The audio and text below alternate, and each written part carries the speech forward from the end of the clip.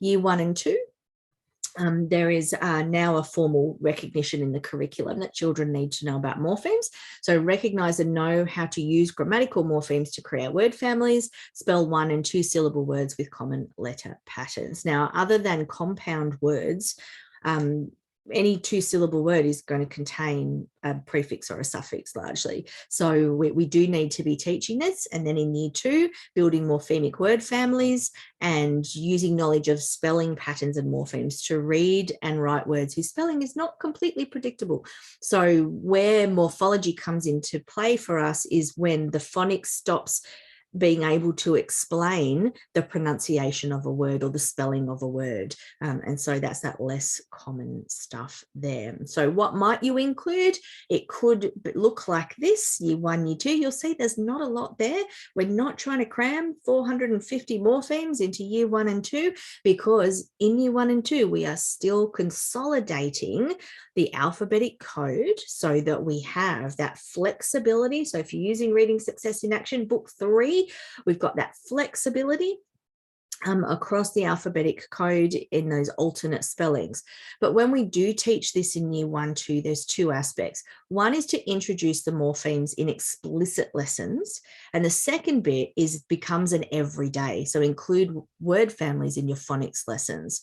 So the introduce morphemes in the resource room, there are a number of PowerPoints or presentations already, and you'll see this one says no spelling change.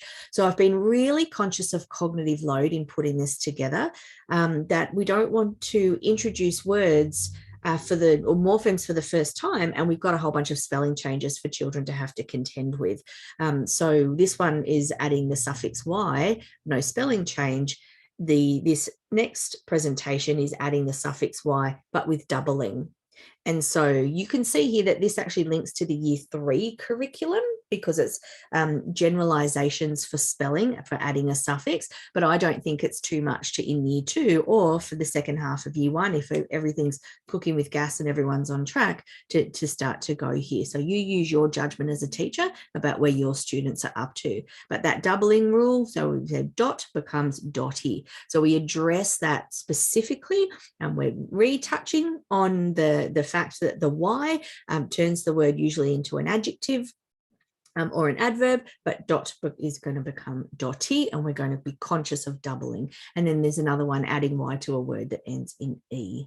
So there's just a few suffixing conventions that if we just address them one at a time with particular suffixes, we're going to build up student knowledge, we're going to build up student meta understandings in a way that doesn't tax their cognitive load too much.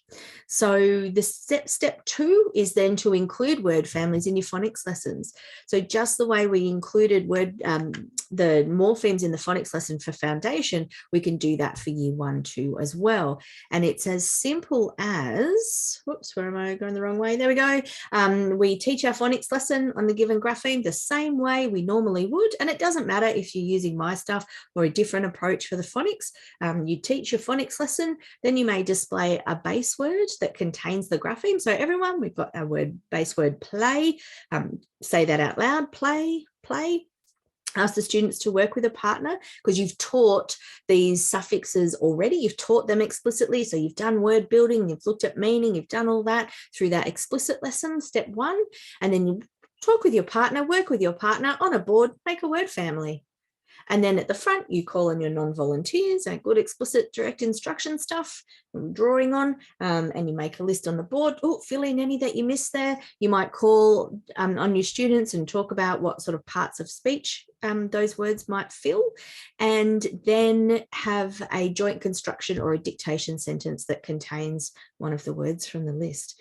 It doesn't have to be complicated. It doesn't have to take a long time. And if you were to use this sentence here as your main sentence for that lesson, then you're piggybacking on things you're already doing.